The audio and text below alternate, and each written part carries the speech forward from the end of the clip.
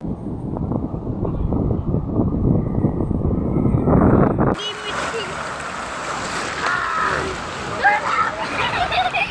आता आम्ही चाललेलो आहे बीचवर बाबू. तर बीचवर निघतो आणि आज तुम्हाला मी बीच दाखवते. हे लोक कसे एन्जॉय करतात ते पण दाखवते ना. आज बाबूने सांगितलंय तो आंघोळ करणार म्हणे बीचमध्ये. ना रे बाबू.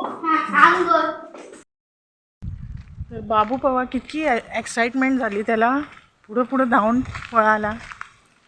तर आज गाडी आम्ही तिथे लावायने बाहेर रस्त्यावरच लावल्या, नाहीतर परत काढायला आणि ते लावायला परत कटकट म्हणून बाहेरच लावले बा.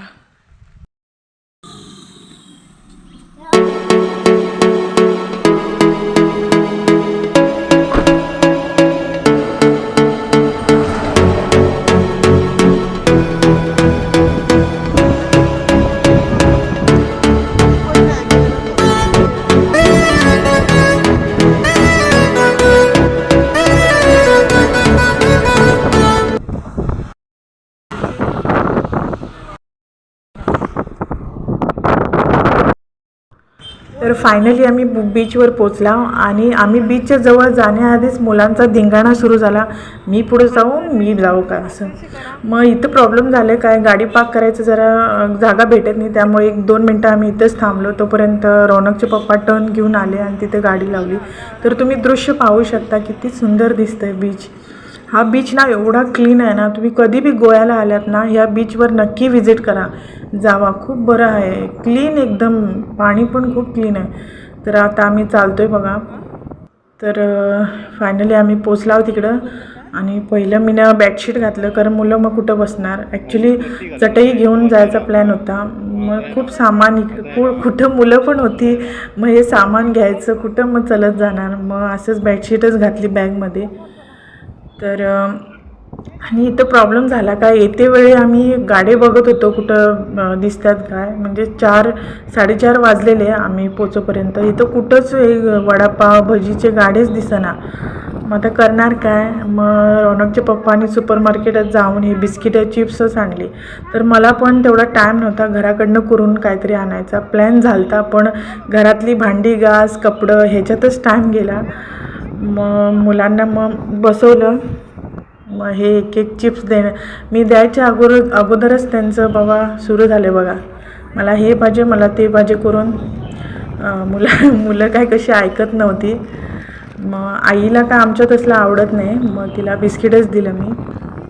तर अर्धवटच सगळं खाऊन ह्यांचं मग सुरू झालं, मी पाण्यात जातो तू जातो करून. मग व्यवस्थित काय खाल्लं नाही त्यांनी. ते चिटोस काहीतरी होतं ते त्या दोघांनी पण आवडायनी, त्या बारक्या मुलानंच तेवढं खाल्ल्या भावाच्या. आणि थोडा वेळ मग बसला आम्ही, कारण चलून आलते ना मुलं. मग थोडा वेळ बसून त्यांची कपडे वगैरे काढली, चेंज केलं.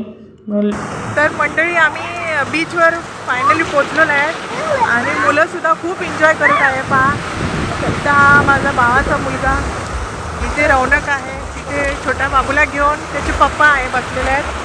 तर हाय करा, हाय. तर हा बीच आहे, थांबा.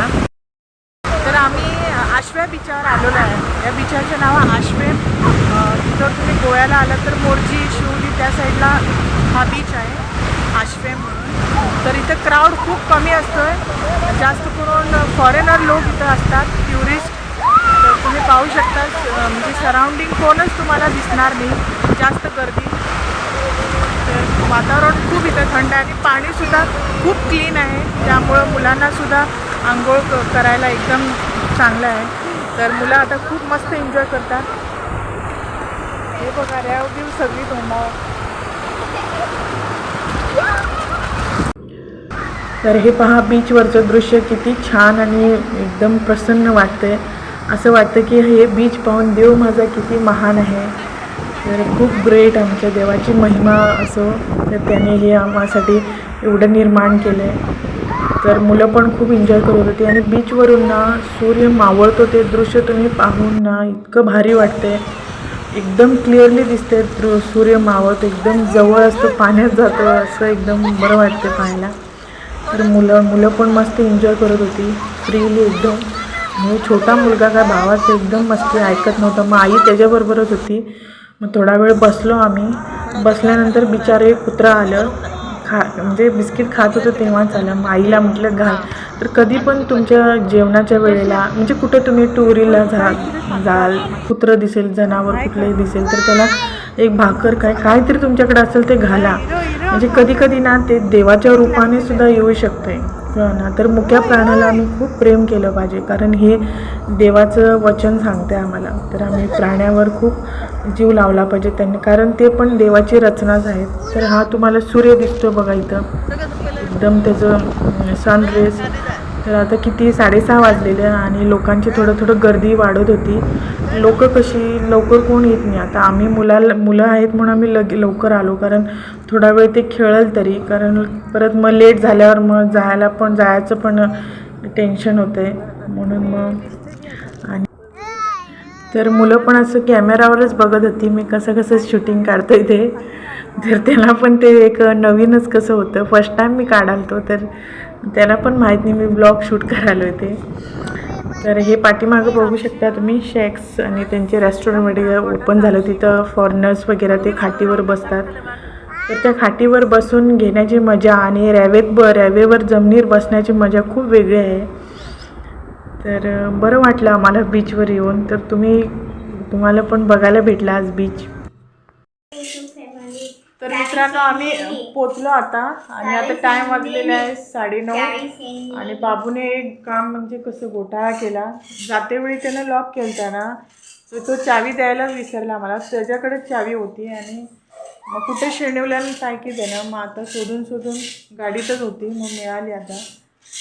तर असं असतं मुलांचं. तर हा बीचचा व्लॉग तुम्हाला कसा वाटला आमचा नक्कीच कमेंटमध्ये कळवा. आवडला असेल तर लाईक करा आणि आमच्या चॅनलला सपोर्ट करा. तर भेटूया पुन्हा एक नवीन व्लॉगासोबत. तर काळजी घ्या तुम्ही आणि देवाचा आशीर्वाद तुमच्या सोबत असो. तर गुड नाईट.